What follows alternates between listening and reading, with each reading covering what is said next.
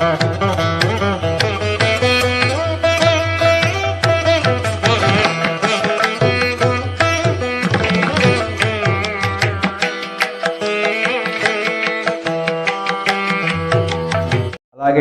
మన దేవాలయం ముందు ప్రతి అమావాస్యకు కూడా అత్యంత వైభవంగా చండీ హోమ కార్యక్రమం జరుగుతుంది. కలియుగంలో గణపతి చండీశ్వరుడు ఆరాధన చేసిన వాళ్ళకి సర్వశత్రు సంహారం జరుగుతుంది. అంతేకాకుండా కలియుగంలో ప్రత్యక్షంగా మనకి పలకరించేటువంటి దేవతలు కలియుగ గణపతి, అట్లాగే చండీశ్వరుడు అమ్మవారి యొక్క చండీశ్వరు అమ్మవారి ఆరాధన చేసిన వాళ్ళకి, గణపతి ఆరాధన చేసిన వాళ్ళకి కూడా ఎటువంటి పరాజయం కానీ ఎటువంటి విఘ్నం కానీ కలగడం జరగదు.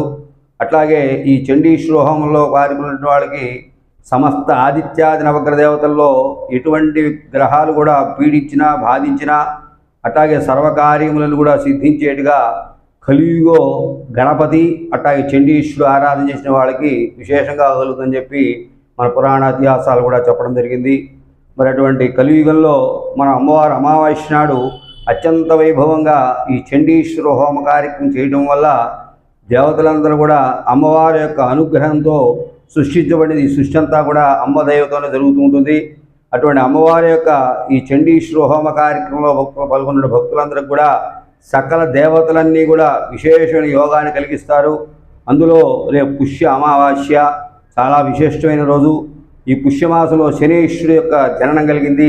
అందువల్ల ఏళ్ళనాడి శనితో బాధపడుతున్న జనాలందరికీ కూడా ఈ పుష్య అమావాస్య నాడు చండీశ్వర హోమ కార్యక్రమంలో పాల్గొన్న అట్లాగే ఆ శనీశ్వరుడికి అభిషేకం చేసిన ఏళ్ళనాడి శని బాధలు కూడా తొలగిపోయి సర్వ ఆయురారోగ్యాలు కలుగుతాయని చెప్పి పురాణ ఇతిహాసాలను కూడా చెప్పబడినాయి.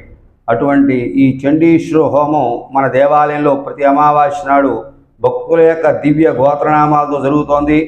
మరి అటువంటిది ఈ చండీశ్వర హోమ కార్యక్రమంలో పాల్గొన్న భక్తులందరూ కూడా చాలా విశేషమైన ఫలితాలు పొందారు. వివాహం కాని వాళ్ళు వివాహాలైనవి, సంతానం లేని వాళ్ళకి సంతానం కలిగినాయి. అట్లాగే ఆ చండీశ్వరుడు ఆరాధన చేసినటువంటి అమ్మవారి యొక్క ఆరాధన చేసిన వాళ్ళందరూ కూడా చాలా విశేషమైన ఫలితాలు పొందుతున్నారు. కలియుగంలో ఏ గ్రహాలు కూడా శాంతించవు. ఈ అమ్మవారి యొక్క ఆరాధన చేయడం వల్ల మిగతా గ్రహాలను కూడా శాంతించి ఆ యొక్క గ్రహ బాధలను కూడా తొలగిపోయి సకల ఐశ్వర్యులు కూడా కలుగుతాయని చెప్పి మనకు పురాణ ఇతిహాసాలు చెప్పబడినాయి. కావున భక్తులంతా కూడా రేపటి దినమందు మన దేవాలయంలో జరిగే చండీశ్వరుడు హోమ కార్యక్రమంలో పాల్గొని అమ్మవారి అనుగ్రహానికి పాత్రులై అమ్మవారి యొక్క లీలాభవిహాన్ని తిలకించి అమ్మవారి అనుగ్రహానికి పాత్రలుగా కోరుతున్నాం. ఓం నమో దుర్గాయ నమః. ఓం నమ శివాయ. ఓం నమ శివాయ.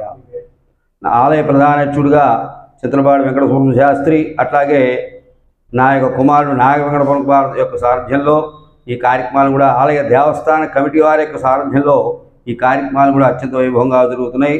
ఓం నమ శివాయ. ఓం నమ శివాయ. ఓం నమ శివాయ. Like, subscribe and press the bell icon for new updates.